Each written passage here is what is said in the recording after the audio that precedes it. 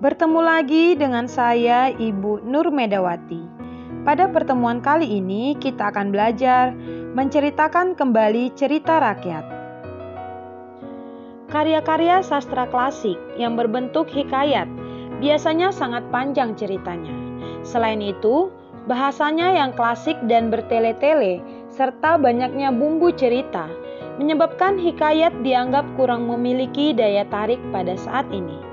Padahal, intisari ceritanya tidak kalah dengan cerita-cerita yang kita kenal pada saat ini.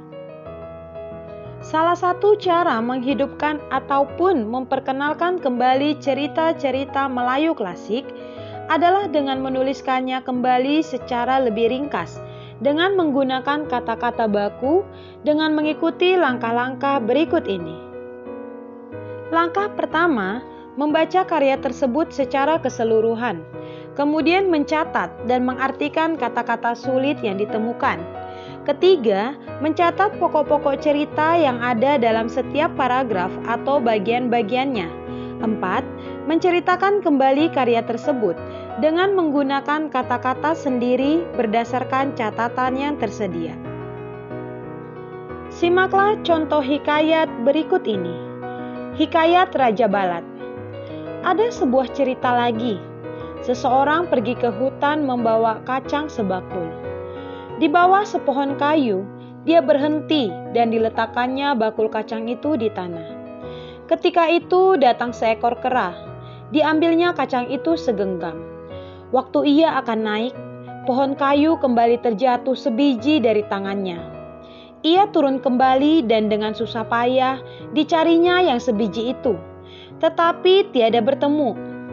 Karena mencari-cari itu, yang segenggam tadi pun habislah berserak-serak. Ampun, beribu ampun, keadaan tuanku demikianlah tamsilnya.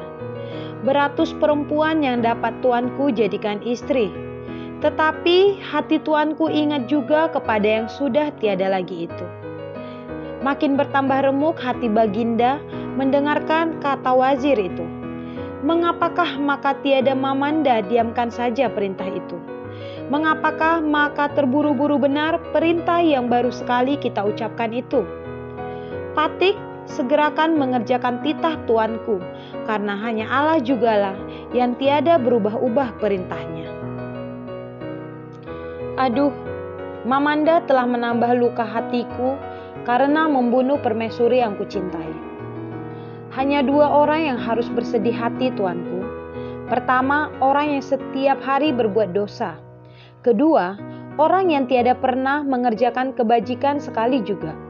Kedua orang itu patut bersedih hati karena kesenangan yang diperolehnya di dunia ini, kesenangan yang amat sedikit harganya kalau dibandingkan dengan belasan yang akan diterimanya di hari kemudian, yang akan menyebabkan sesal yang tiada berkesudahan.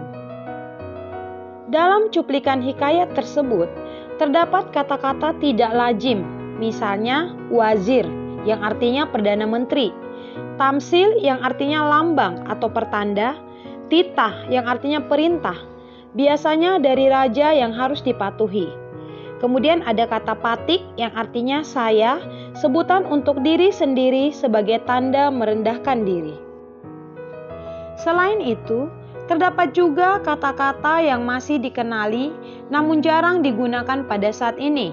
Contohnya kata serak, mamanda, segerakan, dan berkesudahan. Setelah kita membaca hikayat dan mengartikan kata-kata yang sulit, langkah berikutnya adalah menentukan bagian-bagian pokok cerita. Bagian ini dapat ditemukan dengan mencermati kata-kata yang sering diulang, baik secara langsung maupun yang semakna. Bagian-bagian pokok dalam cuplikan hikayat tersebut adalah 1. Kacang berjatuh, kacang sebiji jatuh. 2. Dapat beristri banyak tetapi teringat pada istri yang tiada. 3. Hati remuk dan menyesali diri.